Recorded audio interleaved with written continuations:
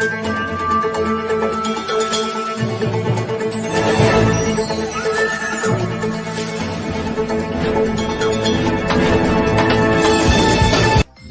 Updates के लिए और बेल आइकन को प्रेस।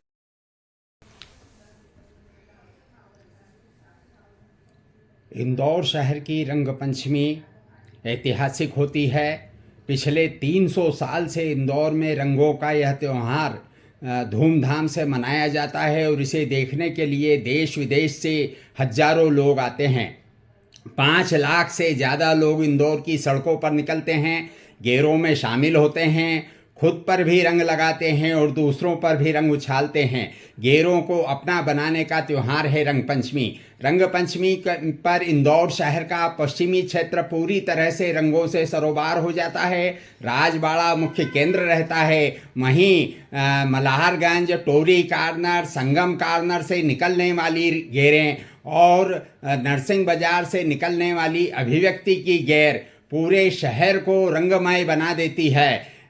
कल भी निकलेगी गेरें। रविवार होने के कारण इसमें अति उत्साह से लोग भागीदारी करेंगे। हालांकि प्रशासन ने पूरी मुस्तैदी से व्यवस्थाएं की है। प्रशासनिक व्यवस्थाएं ऐसी है कि कोई भी हुड़दंग नहीं कर सकेगा और प्रशासन और पुलिस पूरी तरह से कैमरों से नज़र रखेंगे। हुड़दंग करने वालों को तत्काल गिरफ्तार किया जाएगा और रोका जाएगा। कहीं कोई अप्रिय घटना न हो, इसके लिए पुलिस और प्रशासन पूरी तरह से मुस्तैद है। वहीं गेर आयोजकों ने रंग की गेर के लिए रंगों से बौछार करने के लिए बड़ी तैयारियां की हैं। मिसाइलें तैयार की है जो 4 मंजिलों तक रंगों से लोगों को सरोबार करेगी, रंगों से भिगोएगी। वहीं लोगों ने अपने घरों को रंगों से बचाने के लिए, खराब होने के लिए ढक दिया है, पन्नियों से ढक दिया है, तिरपाल से ढक दिया है।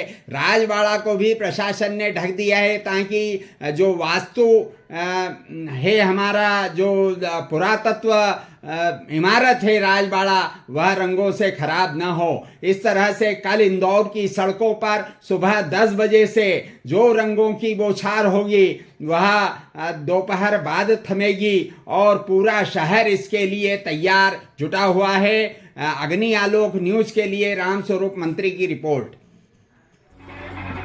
इंदौर में 8 मार्च को रंग पंचमी पर पारंपरिक गैर और फाग यात्रा निकाली जाएगी। इसे लेकर आयोजकों की तैयारी जारी है। आगामी दिनों में मशीनों की टेस्टिंग भी की जाएगी। 8 मार्च को गैर और फाग यात्रा अपने अपने तय स्थान से निकलेगी और शहर की जनता को रंगों से सराबोर करेंगे। इस बार 8000 किलो टेसू के फूलों से पूरा वीडियो देखने के लिए डाउनलोड करें दैनिक भास्कर ऐप। कहा जाता है कि इंदौर में रंग पंचमी पर गेर निकालने की परंपरा की शुरुआत करीब 300 साल पहले होलकर राजवंश ने की थी। इस दिन होलकर वंश के लोग आम जनता के साथ होली खेलने के लिए चेक करेगी, रुकेगी, टोकेगी ताकि किसी भी तरह की अप्रिय घटना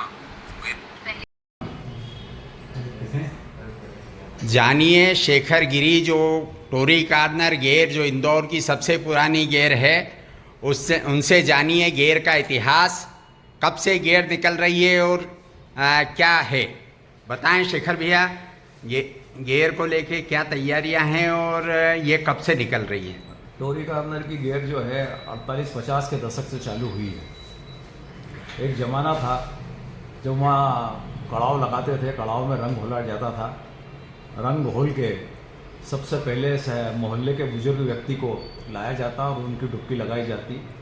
वो मोहल्ले के सबसे बुजुर्ग व्यक्ति जो सत्यनारायण की सत्तन जी के पिता श्री छोटेलाल जी शर्मा उर्फ छुट्टे मुस्ताज के नाम से स्वर्गीय हैं, वो उनकी डुबकी लगाई जाती। उसके बाद जो चौराहे पे सारे नागरिक और सारे व्यापारी और सारे रहवासी उसमें डुबकी लगाना चालू करते और एकदम तरबतर होकर गेर खेलना प्रारंभ करते थे। जब गेर कड़ाव भर के लोग गीले हो जाते तो मेरे ताऊ जी स्वर्गीय बाबूलाल जी गिरी और मेरे पिताजी स्वर्गीय छोटेलाल जी गिरी और चौराहे पे बैठने वाले कई गोकुलदास जी नाम धरानी, न गोकुलदास जी भूतड़ा, न सत्यनारायण जी सत्तन, न प्यारेलाल जी से लालजी प्रसाद जी सेठी और कई वरिष्ठ लोग जो है रंगनाथ जी कर्णिक, ये सब लोग बैठा करते। तो उन्होंने कहा चलो अपन राजवाड़ा तक जो है बाल्टी में रंग भर के घूम के आते हैं। वो बाल्टी में रंग भर के घूमने की जो प्रक्रिया है आज वो गेर के रूप में प्रचलित है। पहले बाल्टी में रंग ले जाते थे, जग से डालते थे। यशवंत सागर का ज़माना था, 3-3 मंजिल लोगों के घरों में पानी आता था, बाहर नल कनेक्शन थे, उसमें से पानी भर के रंग घोला जाता था और एक दूसरे पर डाला जाता था। लेकिन रंग पंचमी एक ऐसा त्यौहार है कि जिसको आप जानते नहीं, जिसको आप पहचानते नहीं, उसको रंग डालते हो और वो आपको क्रिया की प्रतिक्रिया करता है और वो आपको रंग डालता। तो ये प्रेम प्यार विश्वास कहाँ मिलेगा देखने को कि विजयनगर पर रहने वाला आदमी मल्हारगंज के आदमी को जानता नहीं और वो उसको रंग लगाता है। ये प्रक्रिया सतत चलती आई। तो अब उसके बाद बाल्टियों के बाद बैलगाड़ियाँ आई, बैलगाड़ियों में कोठियाँ रखी, कोठियों में पिचकारी लगाई, कोठियों में पिचकारी लगने के बाद रणगाड़े लाए, रणगाड़े में फिर कोठियाँ रखी।